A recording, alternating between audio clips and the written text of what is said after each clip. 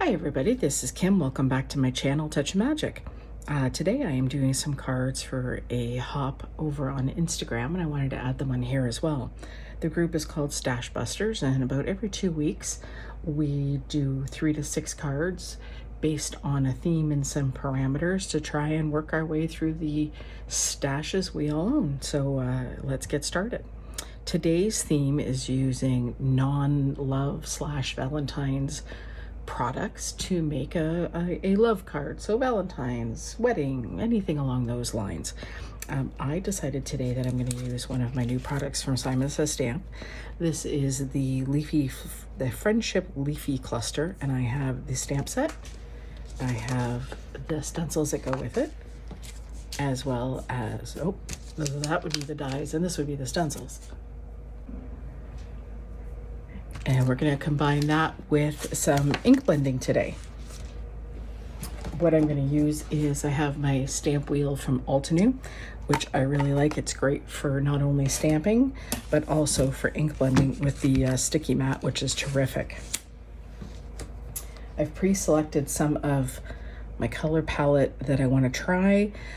Probably won't do all of them on camera, but I'll do a review afterwards to show everything that we made. So this set has 2 stencils, and you can see by the name in the corner here what side is up, so you can make sure you're directionally correct. And I've done some embossing, so I've got one done in gold, one with a rose gold, a silver. I have a couple of black, so just a matte, and then an embossed black with some shine. And then these 2, which are gel print panels, which I have tons of. I love them for backgrounds. There's days where you don't know what to make, so I make backgrounds. It's just a great way to be creative and use products that you have. So I think we're going to start with just the matte black one here. This is great because it doesn't slip now. It just sticks really well. I'm not certain that there is a must start here part, but we'll figure it out as we go. This is actually my first time using these. So the nice thing about the Altenew mat here, like a lot of the ones that are out there, I also have the waffle flower one, is this now sticks down, so nothing is going to shift on you, which is really great. So I'm going to start with some fun and some rainbow colors. I've got my blending brushes here, and I use my Positively Everything tool for my stability for my ink pads. And I'm going to try a bit of a rainbow blend because nobody said this stuff had to resemble like actual flowers that we see.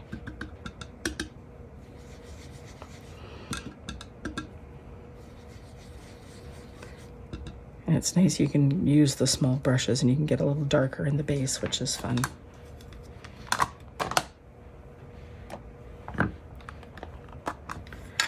Just some orange. I'm using mostly Simon Says Stamp inks and some Concord and Ninth as well. I find them to be very similar in the style of pads they are, as well as the ink properties. They seem very similar to me. Let me do that. Wipe off the excess ink so it doesn't bleed. And I am going to die cut these out. 2 points.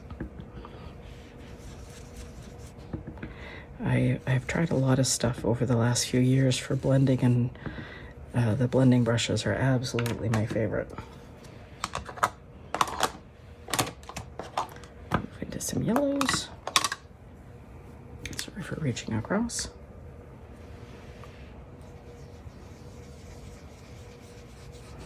I didn't wipe off because these 2 are not going to cross over and contaminate, so we should be okay.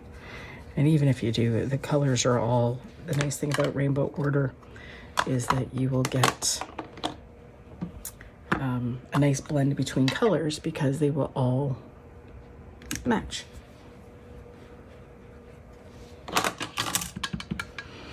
Yeah, the chaos off to the side that you can't see.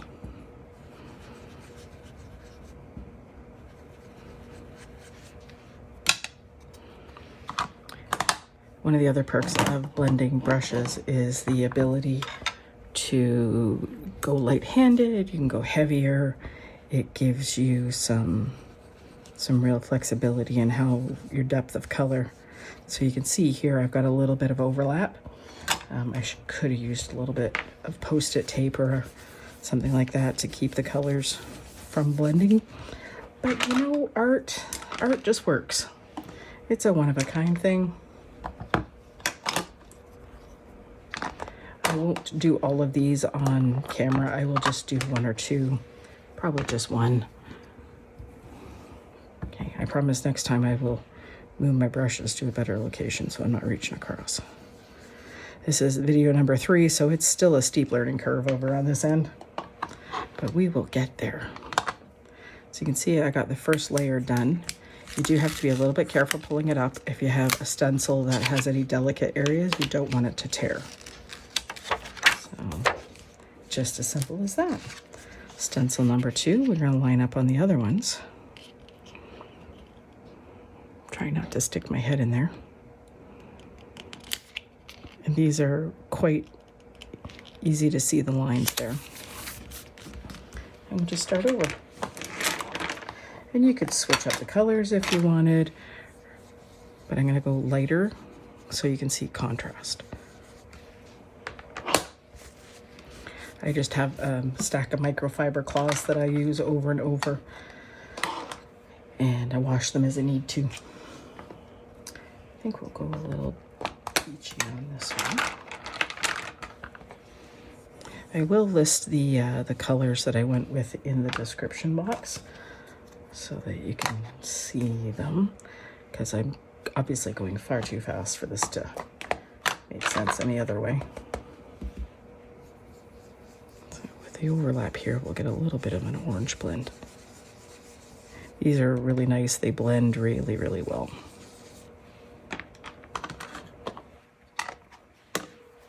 So you can see the whole idea here. I'm not moving all of it, but you can see how it blends within the stencils, which is really nice. So what I'm going to do is I'm going to give this a pause, and I will finish the blending so you don't have to watch all the minutia, and we'll be back in a few minutes. Alrighty, after a little bit of time and some ink blending, I thought I would just go through the color combinations so you can see what I used. I love the overlapping effect that you get with color variation. So I will use the dies in a little bit and cut all of these out. So I've got the Simon Says Stamp Tide Pool, Simon Says Stamp Aspen, and the Concord and 9th Juniper. So it makes for a really nice color combination. And that one's just on black. This one here is with the Rose Gold. So we have all Simon inks in Cheeky, Blush, and Cantaloupe.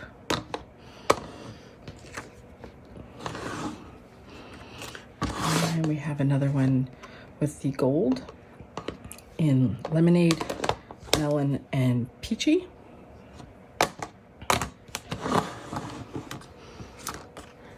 My theory is always, why make one when you can make multiples? So this is my favorite because purple is, you know, when in doubt, do it in purple. That's my theory. So I have the Flannel, Lilac, and Petunia. This is one of the newest colors. And I love, I overlapped a lot of the grays and purples, and it gives a really interesting different tonal effect on what you're doing. And then we have the rainbow one, which is Carnation and Celery, Heather, Marine, Seafoam, mixed in with some Juniper and some Lemonade and Melon. So it is a mix of all the colors in that one, and you know, why not? Nobody said it had to look realistic. We can just have fun. These two I'm actually not going to ink blend. I really wanted the colors and textures from the gel plate and the look you get with that. So we're going to do some die cutting, and we'll come back again in a minute. All right, after a little time away, technically a day, but hey, life happens. I'm going to go through what we did. The main products that I used are the bundle here for the Simon Says Stamp Leafy Friendship Cluster. So the stamp set, the die set, and the stencils, just as a reminder. Other things that we used, of course, is sentiment dies. I utilized some of my massive bins of backgrounds, which I will just pop in here for a quick second. I have 2 bins like this full of backgrounds because there's days that you don't know what to do, so you make backgrounds. And I turned all of those into cards today. One of the things that I also used is this 3D impressions from Sizzix, which is an embossing folder. Utilize some of a stamp from the Beautiful Flowers from Simon. And the floating leaves stencil here from Simon Says Stamp, but I did it as a dry emboss. So what you get here is, I'm hoping the camera picks that up, is the texture here on some black shimmer paper. And also hopefully not too much glare here, the Illusion Diamonds set from Altenew. So we'll start with this one, it's the top one. Taking that embossed, dry embossed with the stencil, and just did a matte and then the leaves over. The challenge was to use non-love products to make love-themed cards. So I think you love your friends, and a thank you card shows that you love people. And I've got the vellum in here, which is also part of the challenge, is to use vellum if you can. This one is using an older Hero Arts background cling called Hexagons. So that one, I love the color palette with the inks from Hero Arts that are multiples in a stamp pad, and the sentiments from the Beautiful Flowers. Embossing folder on this one, and it's been inked, and there's some metallic ink there from Altenew, as well as various shades from different companies, and then the stems, and then the sentiments, which again is stamped on vellum and then backed with white to make the color pop. Another one with the same embossing folder, and I love that you can get such different looks using the same product. This is probably my favorite because purple, but I love the softness of the purples and grays together. I think it's a really nice combination.